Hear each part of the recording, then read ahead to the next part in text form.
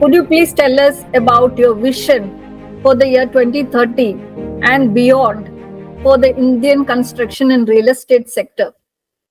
At a time when we just had very difficult years, of the pandemic, and everybody now has been aware that what the world is leading to.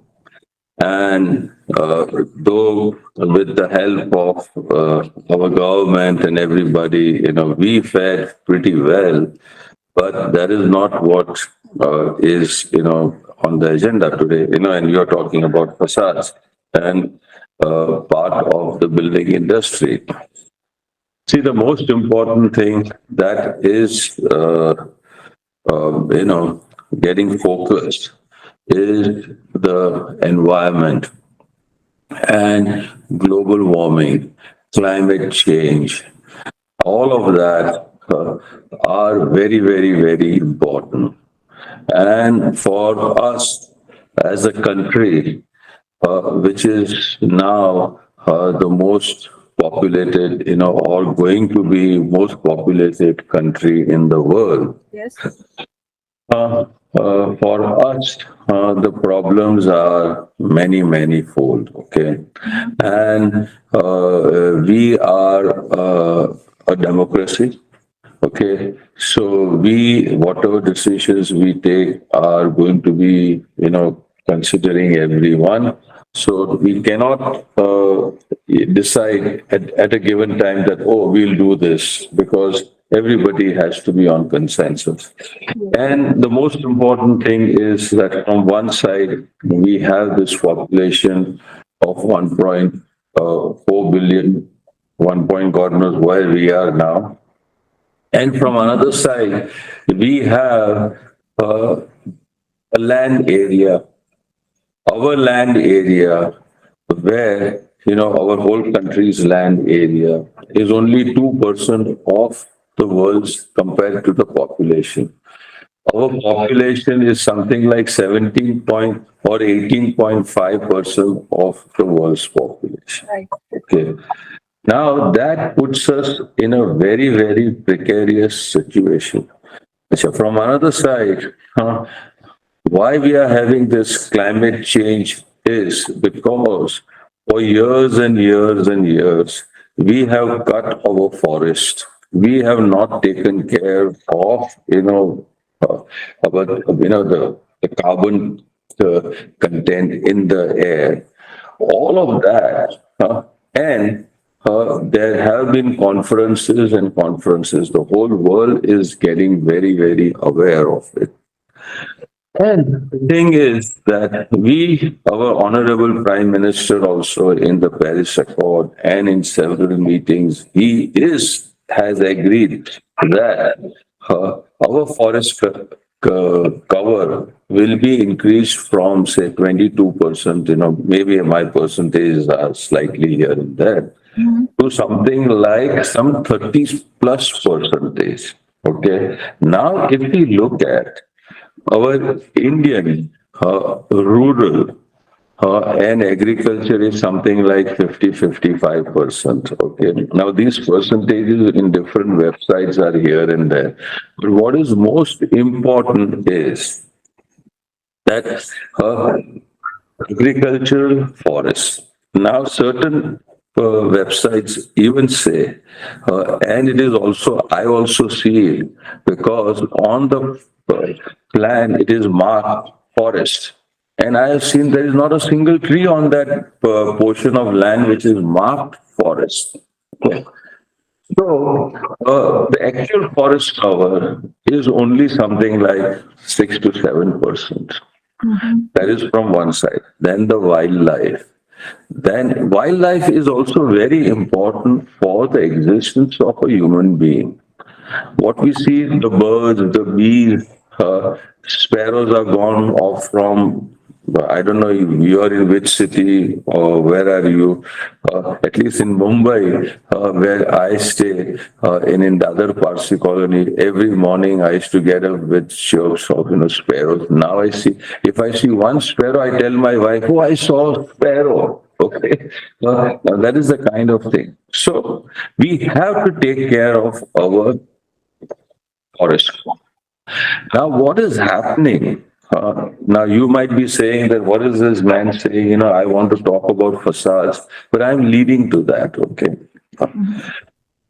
The thing is that urban cover, our urban cover is quite high compared to the whole any other country. See, our population, then another thing, we are not a very, very rich country. Okay.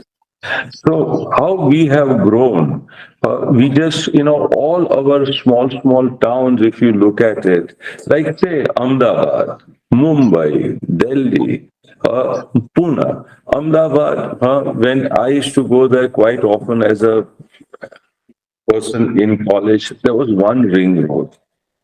And when you used to go on that ring road, and afterwards there was nothing. It was agricultural land. There is a second ring road, third ring road. Pune, what was Pune? Camp area, this little bit.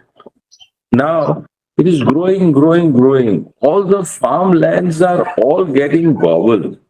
And farmland getting gobbled, we are not the worst thing that we are doing is when the city is here, when we give this area on the periphery, which is going to have new development, new infrastructure, and we are so scared, and we are giving less FSI than the city FSI.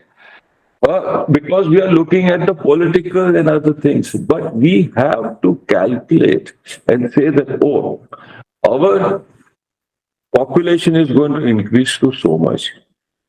We have to house them. The second thing, or the most important thing, is we have been gobbling the farmland, the farmland, farmland. What about our food securities? The food securities, we have to look at that. What about our water? All of that. Now, with this, the thing is that we have been having low rise with less FSI as our mantra for years and years and years.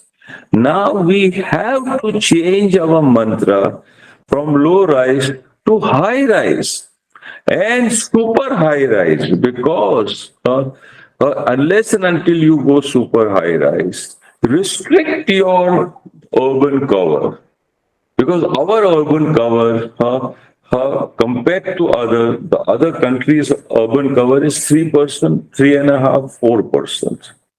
Ours is going to 11%. And are we going to decrease the farmland? You should say yes, no.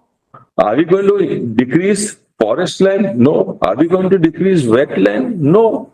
So what is there that we can decrease and still live properly? So the first thing is the urban. And now with this urban, if you are going to reduce your urban, then how are you going to build?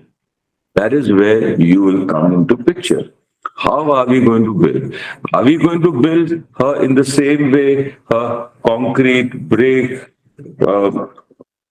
Maiwan, and all of that? They'll go very expensive. This is one thing. Another point is earthquakes, floods. All of them are also, you're seeing that they're getting more and more and more.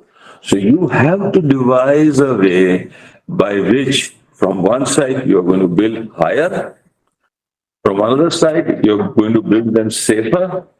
So how? Now that is the golden question. And the golden answer would be that if you are going to decide for buildings where you're going to build higher and make them most safer, you cannot have heavy materials. If you have heavy materials, your earthquake and everything will be swaying it much more. So you have to have lighter materials. What are the lighter materials? And when you're talking about facades, we have to think about facades in a lighter material. You have to forget about brick. You have to forget about concrete. We cannot have facades of brick and concrete. We have to have lighter materials.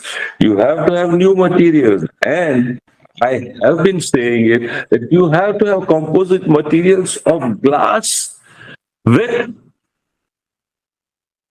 other materials that in 1.5 inch becomes a external facade, and which is not just a glass.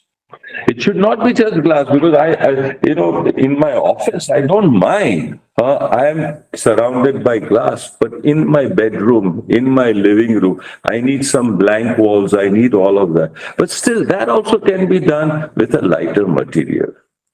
So the first and foremost thing is when you're talking about facades, we have to have lighter and we have to go higher so that I can take care of my population.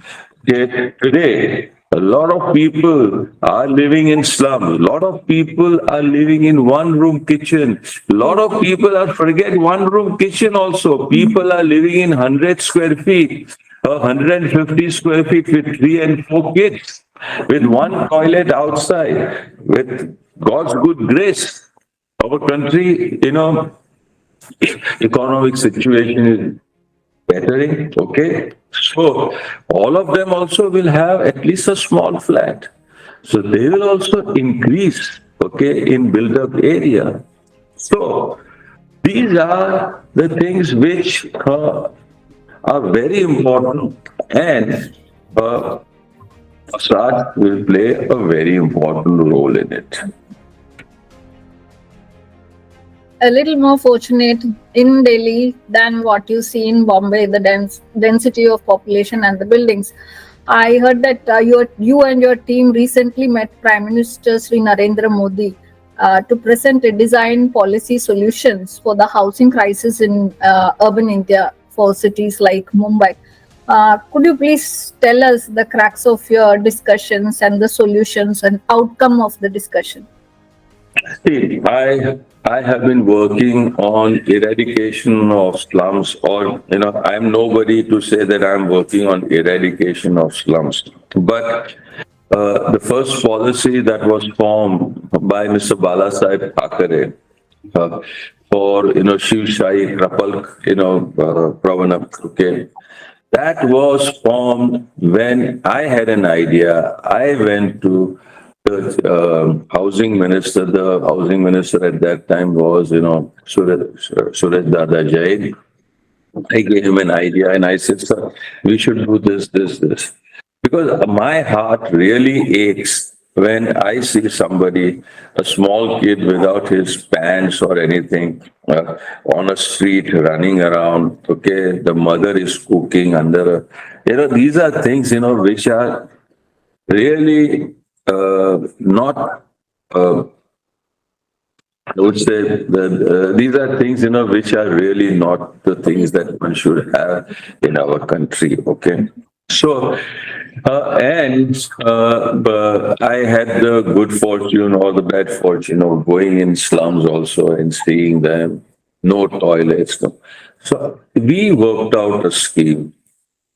We went to, Suresh Dada Jain, and he was very, very positive. And he said, let us work out completely. At that time, I remember my office was working 24 hours. We mapped all the slums of Mumbai. Then we formulated a proper framework and went to Balasaheb. Mind you, so many other politicians were there. Everybody told Balasaheb Thackeray, Balasaheb nako kara. Balasaheb, I really respect him. He was the only guy who stood against all of them and he said, nahi, mala karai chahiye. And with that, hundreds and thousands of people have got free housing. Today, they might be talking, there was a lot of opposition. I'll tell you, very, very famous people, my friends also, all of them, hey, what are you doing? Slums should be developed in the way they are living only. I said, you go and see their condition. Anyway, now after that, after that, uh, the slum redevelopment policy was formulated. Right. And this, you must hear this, because when we went for the first time on the MP Mill compound, and where the first housing was getting, inaugurated, at that time, two ladies came with a stage, what stage, a tray with a diva and kanku and all of that. And they took us to the Ganpati Ji's mandir. And they made me stand, made my client stand, and Mr. Uddhav Thackeray was there. They made them stand. And one of the Maharashtrian guys doing like that, and he said, Malam, ye log kya karta hai? So I said, just good omen, auspicious. He says, no, they are taking your aarti. So I said, okay, lene do. He said, कि नहीं, हमारे धर्म में हमारी औरत लोग खाली खुदा की और उसके पति की आरती लेती है, दूसरे किसकी में? तो फिर then I said कि why are you taking off mine? So one of the ladies, still have the photograph. One of the ladies told me that, do you know what you have done to us? So I said, no. It is today. We cannot go to toilet after sunrise, and we cannot go to toilet before sunset. Madam, can you imagine if you have to wait for the sunrise and sunset to do your bowels? Mm. That, and a lot of criticism was there. And mind you, not a single media, not neither Times of India or any other media or anything covered this point about what was done in this slum redevelopment and how so many thousands of people have got free housing. It was only New York Times. New York Times, they say na, Ghar ki murgi dal barabar. No Indian media or anybody has given coverage also of this. New York Times had a two-page cover, complete two-page cover, and they covered this. They went to each and every house guy. They asked them, they said, oh, you were promised 24 hours water. Now we are getting only some 6 or 7. They said, we are so happy. Okay, so again, so now what has happened? That policy it has got some flaws. And because of that policy, time is taking quite a lot of time. And it is not getting implemented so fast. We need to have a new policy by which the slum redevelopment policy is tweaked, and it can be done faster because the inflow of people into our cities is much, much higher than what we are able to do. So I went to our Honorable Prime Minister and said that, sir, it is you only who can do something like this and create a new policy. I showed him ways by which you could do it faster and cheaper. And cheaper. So, yes, he was very, very positive, and I have full respect, and I really respect him and thank him for giving us that audience. And he has directed certain people, and we are working on it, and God willing, if it comes up, India will be a different place. And that is what I'm looking forward. So you are working towards every Indian should have a home to stay in. So that was what you are looking for, right? So you are a visionary. You not think for 10 years, but 100 years ahead for India. What would India be in the next century? So I'm sure your dreams will come true. But sir, for the present redevelopment programs, we are seeing that it is coming up very fast. But there are some negative points also. The slums are not being eradicated, or is it just being shifted? That is one thing which is there in my mind. It's my personal, view that the slums, when you are building slum redevelopment projects, the slums are just being shifted from one place to another. Is that true?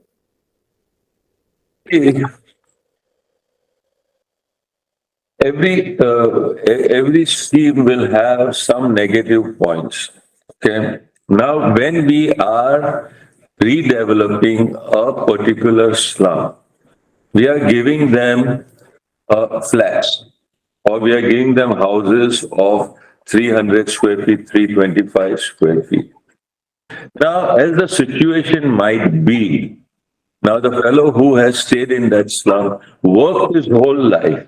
Now he has come to an age of 60, 65, and he thinks that now the city is not going to be his place. So he sells that premises and goes away and makes some money and goes to his gaon, stays over there, and puts remaining money in his bank or whatever and leads a proper life.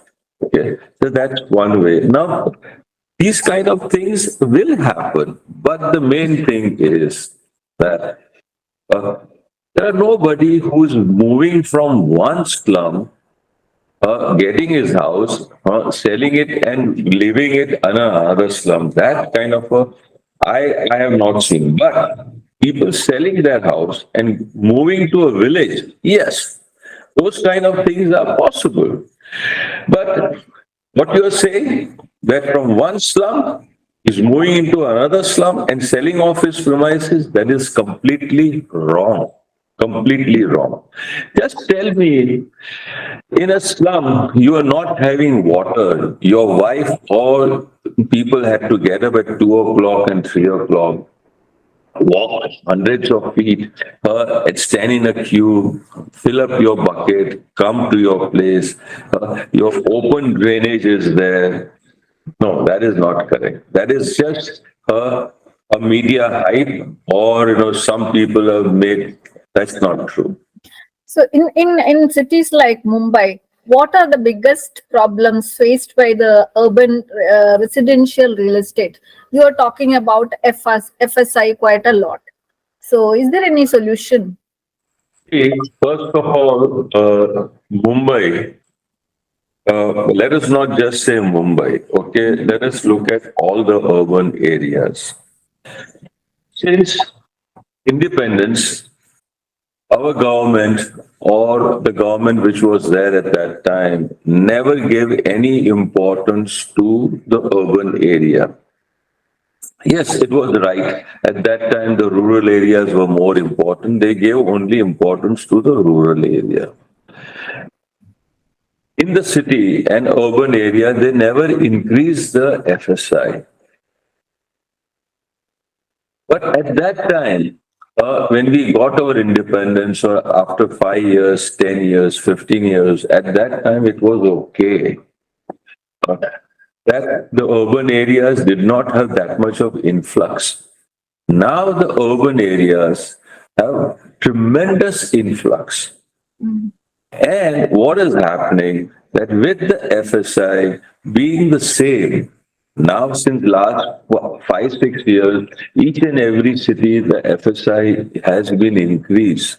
Yes. But still, it is not appropriate, because when the FSI was only 35% coverage, some places, FSI was 1 and 1.5.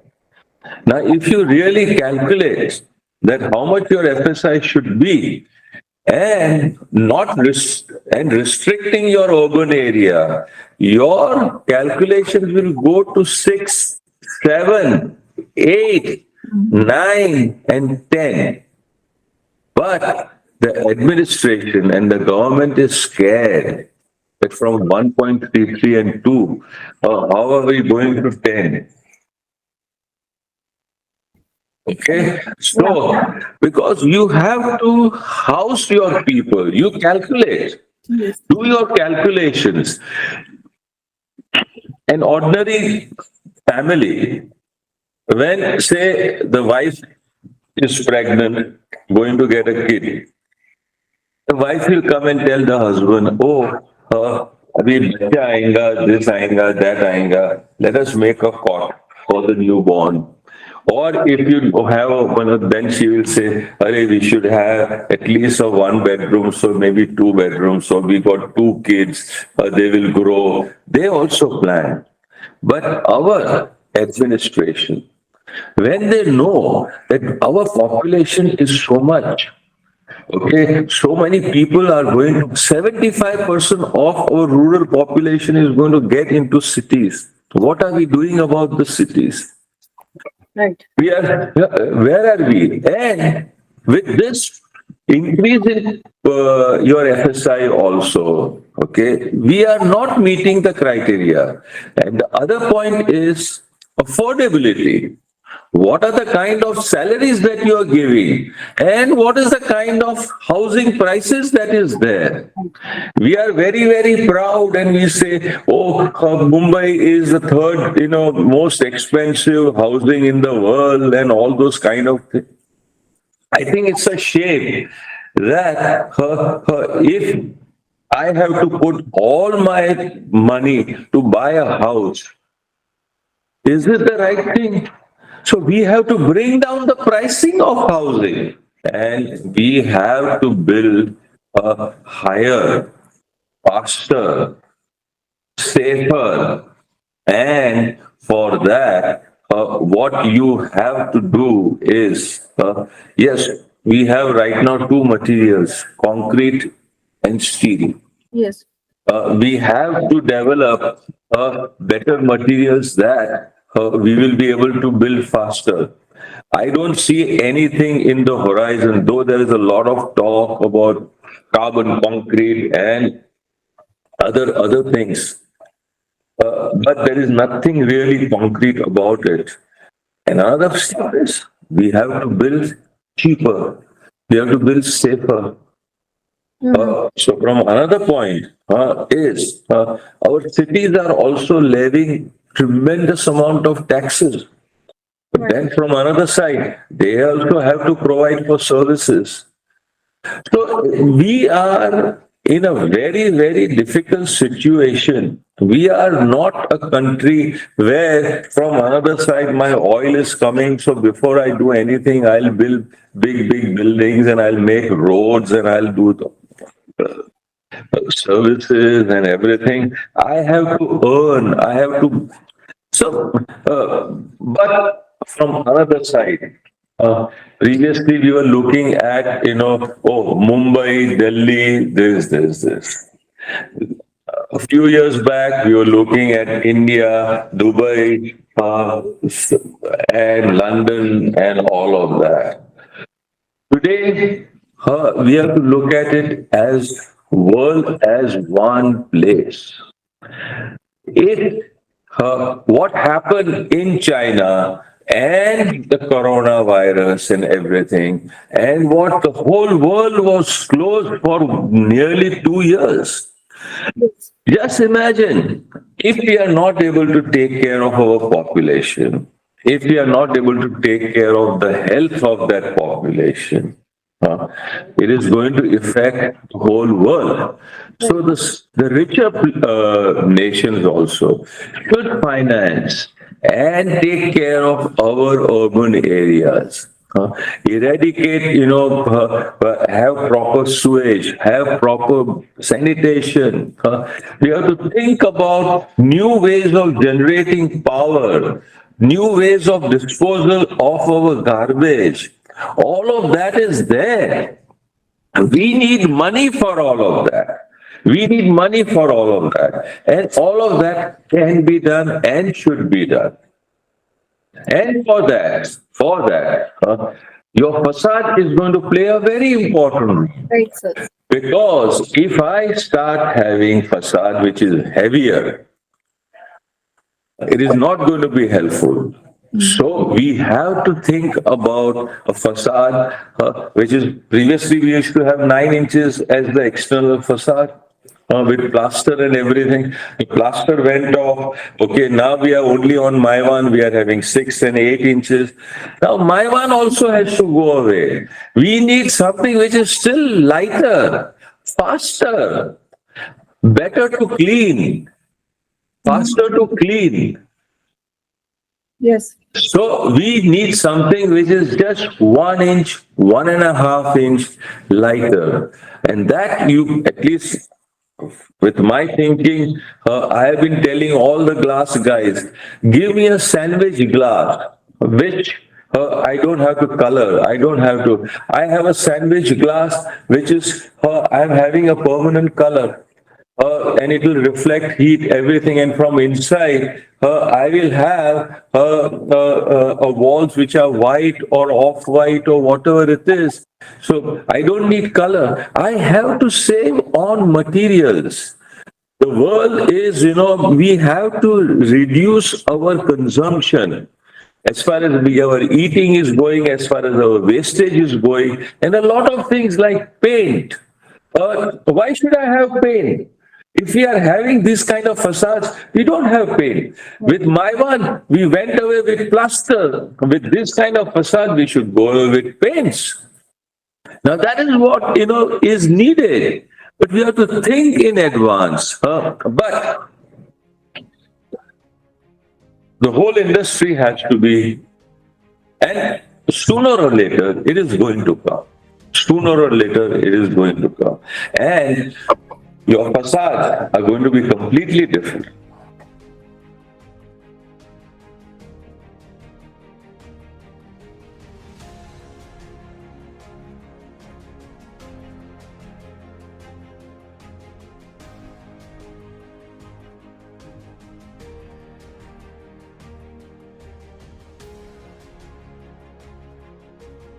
Can you give me just a brief on your dream facade? I mean, not the lighter material. Maybe you are thinking 50 years ahead.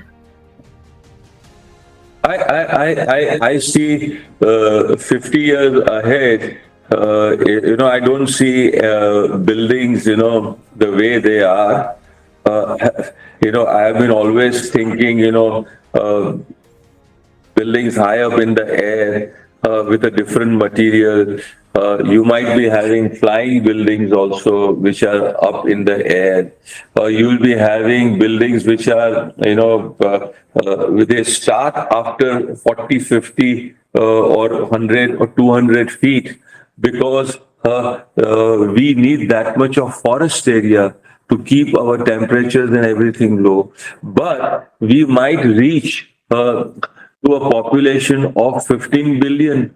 When population of our earth will go to 15 billion, where will people live? Where will people live? So they will live high up in the air, and the whole ground and everything is full of forests and agricultural, and I will fly from one building to another building.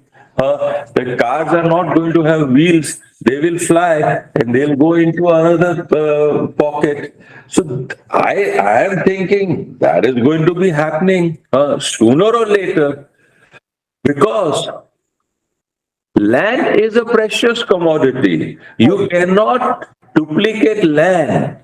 You cannot manufacture land. Madam, you cannot manufacture land. Everything else we as in human beings have been manufacturing, getting answer to that. Or growing food. Though we are talking about, artificial meat and artificial this and that and that. But finally, it has to be grown. The ingredients has to be grown. And imagine 15 billion people. From one side, you're talking about facade. I'm talking about medical. Very soon, I might be able to live 150 years, 200 years. Okay, something is wrong with my heart. I'll get a new heart. Something is wrong with my this. I'll get a new this. Something is wrong with this. I will like to live up to 120, 140, 150 years. So where is 15 billion? You might go to 20 billion. What will happen? Where are all these people going to live? Air is the only thing, my dear. Yes, sir. Land is going to be left for.